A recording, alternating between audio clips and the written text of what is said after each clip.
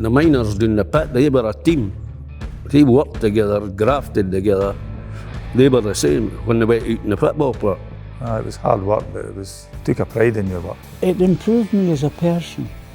I became very much involved with people who were working hard, who played hard. They literally relied on each other's help to see them through the day, to keep them safe and to keep them alive until the end of their shift. I mean, the camaraderie, the teamwork definitely set you up for playing football, because we were all down there, we were all together, we were a long way from home, if you like. For all the money in the world, I wouldn't give up my experience in the pit. But I don't kid myself on, I was delighted when I got out.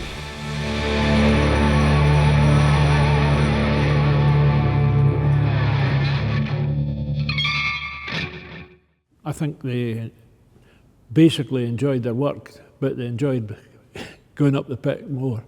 You went up and down in a cage, 1,650 feet deep, in the pitch black, and they had to be first into the cage, and first out the cage, and first into the showers, and first out the showers, so they could be first into the pub.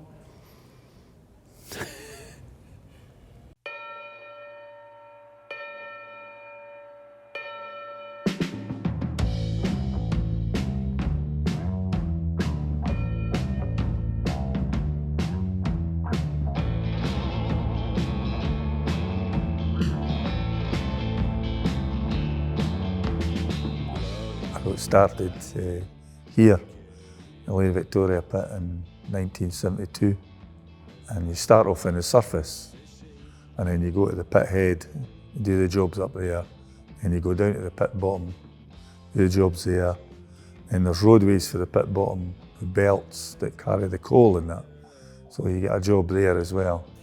So you're gradually getting nearer the coal face. Well, I started at this pit in 1963 as an apprentice mine surveyor.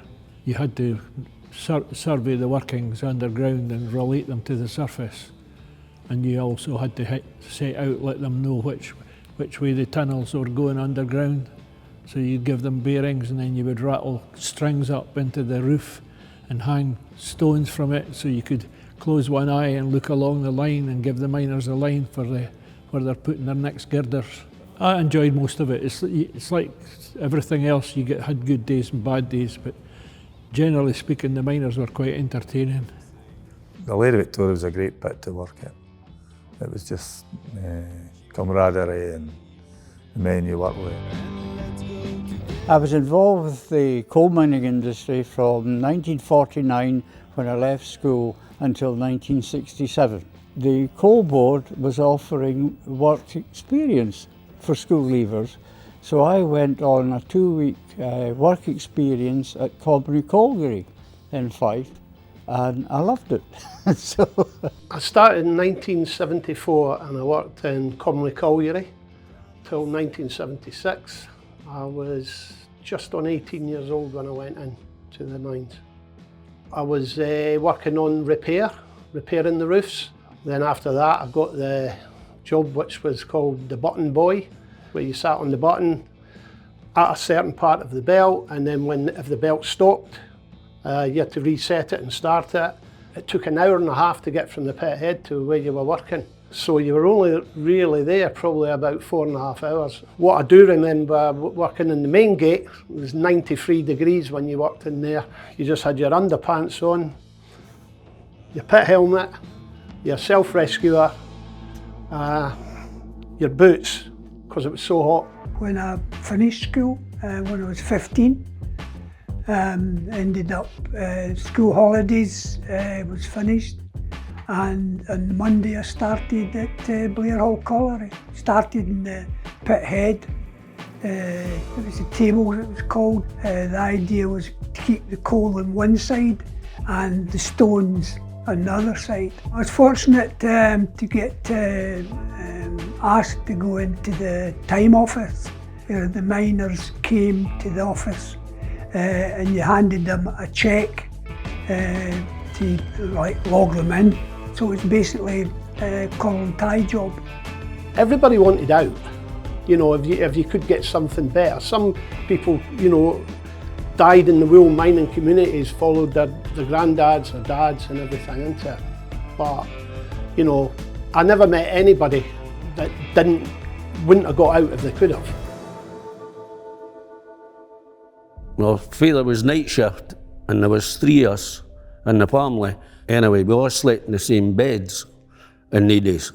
And I can mind to this day, 6 o'clock in the morning, when I knock on the door, and it was the police to tell my mother that my father had been killed in the pit. I was lucky myself, but I've seen a few accidents. One really bad one, like one boy was really badly crushed, but he survived.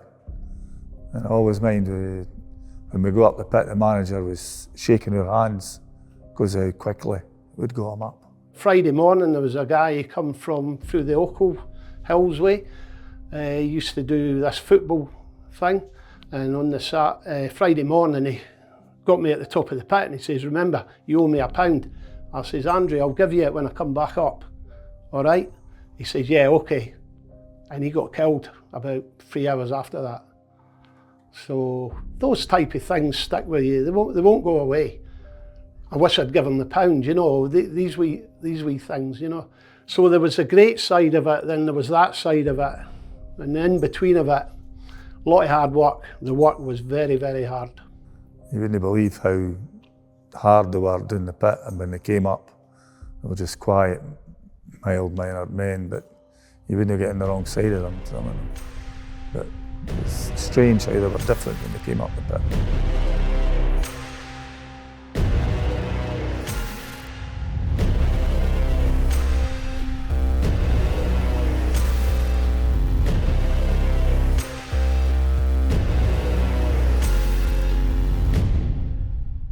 Miners and ex-miners went down the pit and went and played football after their shift.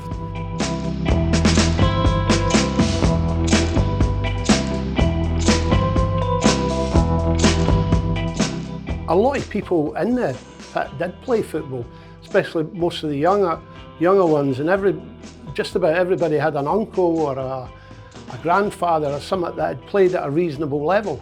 Every one of them played football.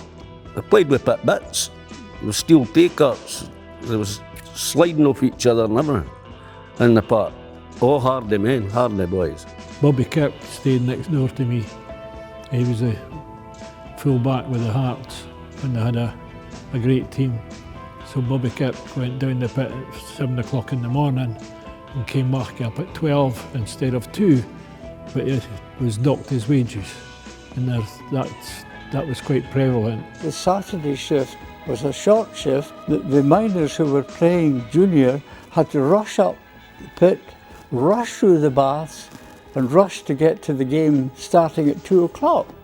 And you could tell they still had coal dust in their eyes. There was a place in Newtongrange, the square they cried it. Everybody came out their doors on a Sunday morning, 10 o'clock. They played 10 hours. 10 o'clock in the morning to 6 o'clock at night, and then go in. There were no showers or that then, it was baths. So you had a bath and away at the local pub, the old toll. We all went up there, and football players can't play 2 games a week now. I had connections down in Southampton and they got in touch with me up here. Well, my father did. He was and said, "Eastleigh would actually like to sign you, why don't you come down?" My mother wanted me out the pits. She's just been a mother, convinced my wife to move down, sign with Eastleigh. I was only there like about 9 months, and Bristol City, Leicester City and Bournemouth all made me offers, and I signed with Bristol City. I was earning roughly £28 a week in the pit, and you went right sort of more or less on to £70 a week for just playing football.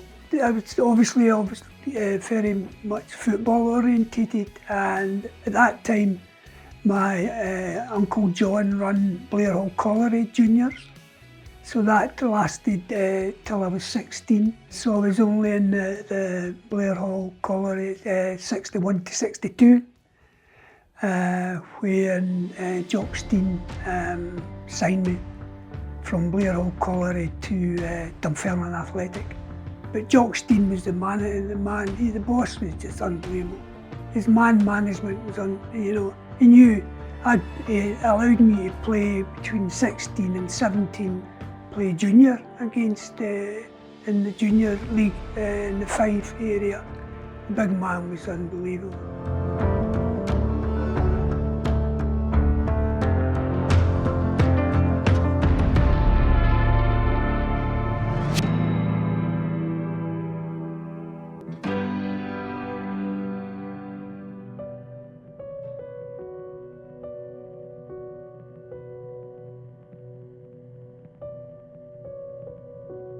Jock's impact at Dunfermline was absolutely extraordinary.